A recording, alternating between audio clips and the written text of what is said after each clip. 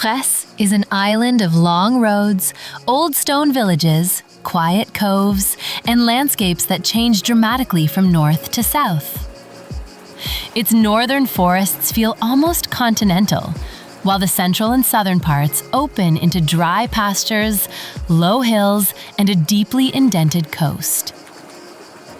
In this video, we travel across the island to discover some of its most interesting towns, beaches, viewpoints, and natural areas. These are the places that best reveal the character of Cres. Cres town is the largest settlement on the island and the natural starting point for exploring it. Built around a sheltered harbor, its historic center is made up of narrow streets, stone houses, small squares, and remains of the old town walls. Most daily life still gathers around the waterfront, where fishing boats, cafes, and old buildings meet along the harbor. Despite being the island's main town, Cres remains compact and easy to explore on foot. The northern part of Cres is known as Tramuntana, a region of dense woodland, old paths, and almost abandoned villages. It looks very different from the open stone landscapes found farther south. Walking trails lead through forests of oak, hornbeam, and chestnut, connecting old settlements, ponds, and former grazing areas. It is one of the quietest and most atmospheric parts of the island. Beli is one of the oldest settlements on Cres, built high above the island's eastern coast. Its stone houses and narrow passages overlook a steep valley descending towards the sea. The village is also home to the visitor and rescue center dedicated to griffon vultures. Cres is one of their most important remaining habitats in Croatia, and the birds can sometimes be seen circling above the coastal cliffs.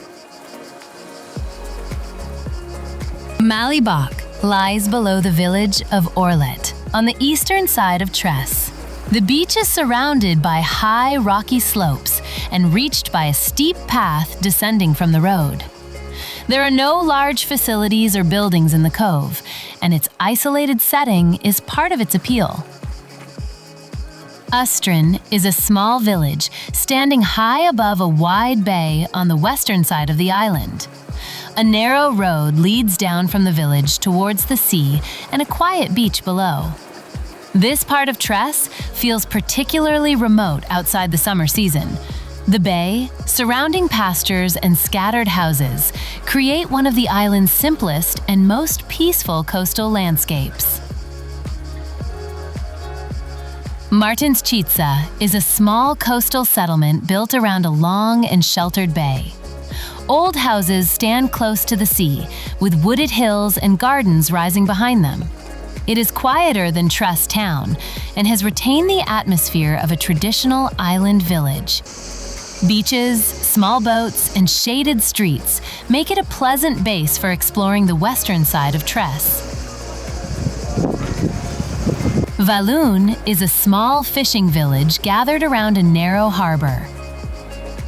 Cars are left above the settlement, and visitors reach the waterfront by walking down between stone houses. The village has several restaurants, a small beach, and a relaxed summer atmosphere. It is also connected with the Valun tablet, one of the important early monuments of Croatian written heritage. Lubenice stands on a ridge almost 400 meters above the sea. Once a much larger settlement, today it has only a small permanent population, although its stone streets fill with visitors during summer. The village is surrounded by old walls, churches, abandoned houses, and open views across the western coast. Its position above the cliffs makes it one of the most striking settlements on Cres. Far below Lubenice lies St. Ivan Beach, one of the island's best-known coves. It can be reached by boat or by a steep walking trail descending from the village. The beach is surrounded by high cliffs and remains largely undeveloped. The walk back to Lubenice is demanding, especially in the summer heat, so enough water and suitable footwear are essential.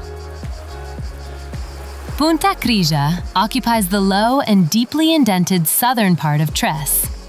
Unlike the island's steep western cliffs, this area is shaped by narrow bays, small peninsulas, forests, and sheltered channels.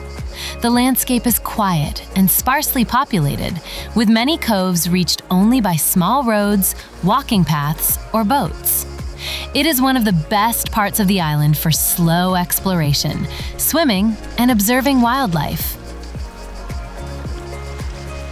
Osor stands at the narrow channel separating Cres from the island of Lubenice. Once an important Roman and medieval town, it is now a small settlement filled with archaeological remains, old churches, and outdoor sculptures. A movable bridge connects the two islands and opens at set times to allow boats to pass through the channel. During summer, Osor is also known for classical concerts held in its churches and public spaces. Lake Vrana lies in the interior of Cres and is one of the island's most important natural features. It supplies drinking water to both Cres and Lubenice and plays a central role in life on the two islands. The lake and its immediate surroundings are strictly protected and are not open to visitors. It should only be viewed from authorized public roads and viewpoints without approaching its shores or entering the protected area. Cres is not an island defined by a single beach or town.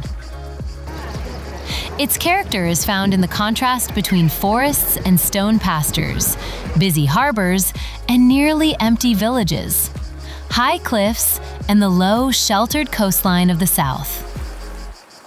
These are some of the places that make Cres worth exploring, but many of its most memorable moments are found on the roads and paths between them. Which places on Cres are your favorites? And which ones would you add to this list? Let us know in the comments.